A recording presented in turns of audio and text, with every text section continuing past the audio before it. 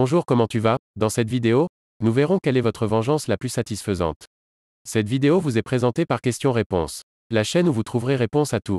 Je remercie Poirot Toto, Patrick Crosset, David Angel et Pat Meta de nous partager leurs réponses à cette question. Nous allons commencer avec la réponse de Poirot Toto. Ma plus gentille vengeance? J'ai eu le gars. C'est mon petit ami. Nous sommes ensemble depuis environ 3 ans maintenant. Je suis jeune mais je peux dire sans risque que je l'aime vraiment. Mais ça n'a pas été facile d'en arriver là. J'avais une amie que je considérais comme ma meilleure amie. Appelons-la Jodie. Eh bien, Jodie et moi faisions tout ensemble. Je pensais qu'elle était ma meilleure amie, même si elle me volait mes affaires, se moquait de moi, ne m'invitait pas à ses fêtes et inventait des rumeurs sur moi. J'étais aveuglément de son côté. En première année de lycée, j'ai lentement commencé à en avoir marre d'elle. La façon dont elle me traitait, son attitude et son insouciance.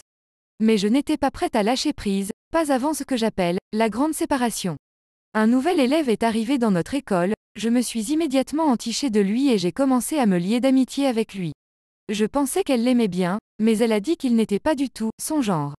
Alors elle ne pouvait pas l'aimer. Elle ne mentirait pas? Eh bien, elle l'a fait, en quelque sorte. La veille de la soirée de clôture d'une représentation que je donnais pour mon anniversaire, elle m'a envoyé un astérisque SMS astérisque pour me dire qu'elle allait à un rendez-vous romantique avec lui.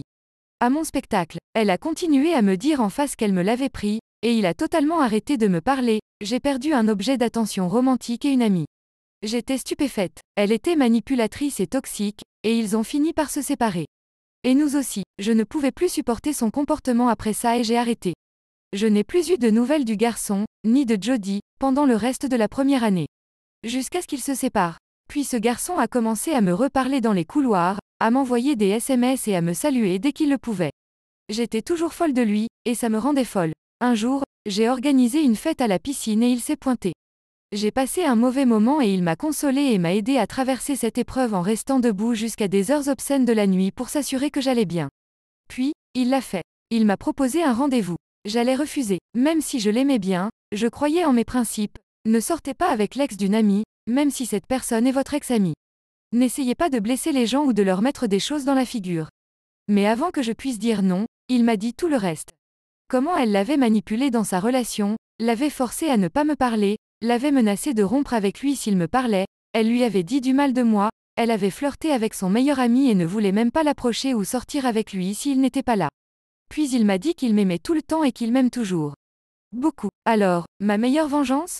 Dire oui. Aller à l'école l'année suivante, avec de nouveaux amis plus sympas et le petit ami le plus attentionné qu'une fille puisse demander. Ma meilleure vengeance a été d'être heureuse. Merci à tous pour votre lecture. La prochaine réponse est de Patrick Crosset. Ma mère est professeure de mathématiques. Quand j'étais enfant, elle était toujours occupée à corriger les copies de ses élèves et à préparer les cours du lendemain. Pendant que les autres enfants jouaient avec leur maman, je me demandais pourquoi ma mère ne jouait pas avec moi. J'étais un enfant pas très silencieux à l'époque, et je la harcelais pendant qu'elle faisait son travail. Alors elle dessinait une fleur sur ma paume avec de l'encre rouge, et ensuite, j'étais heureux pendant des heures. Une vingtaine d'années plus tard, un jour, je travaillais à la maison. J'étais occupé avec mon ordinateur portable, et elle me harcelait pour quelque chose. J'ai alors dessiné ceci sur sa paume, et nous avons tous les deux ri. C'est ma plus gentille vengeance. La prochaine réponse est de David Angel. J'ai surpris ma fiancée qui me trompait avec un autre gars qu'elle a rencontré au gymnase.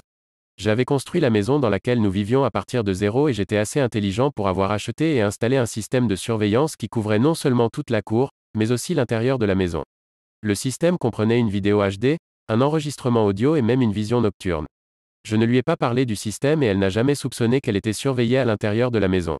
Je l'ai surprise en train d'appeler le gars et de lui donner notre adresse et de l'inviter à baiser, avec ses propres mots. Tout a été filmé, avec du son pour démarrer, et je me suis assuré de faire des copies supplémentaires et de les enregistrer comme preuve. Le lendemain, elle est allée travailler comme si de rien n'était. Je suis parti travailler comme d'habitude mais une fois loin de la maison, j'ai appelé mon patron et je lui ai dit que je prenais quelques jours de congé. Je travaille dans cette entreprise depuis plus de 12 ans et j'étais de bons amis avec le propriétaire, donc il n'a eu aucun problème à ce que je prenne congé. J'ai attendu qu'elle revienne à la maison pour commencer mon plan. La première chose que j'ai faite a été d'appeler toutes ses cartes de crédit et de les annuler. Comme j'ai tout payé et qu'ils étaient en mon nom, je n'ai eu aucun problème à faire annuler ceci.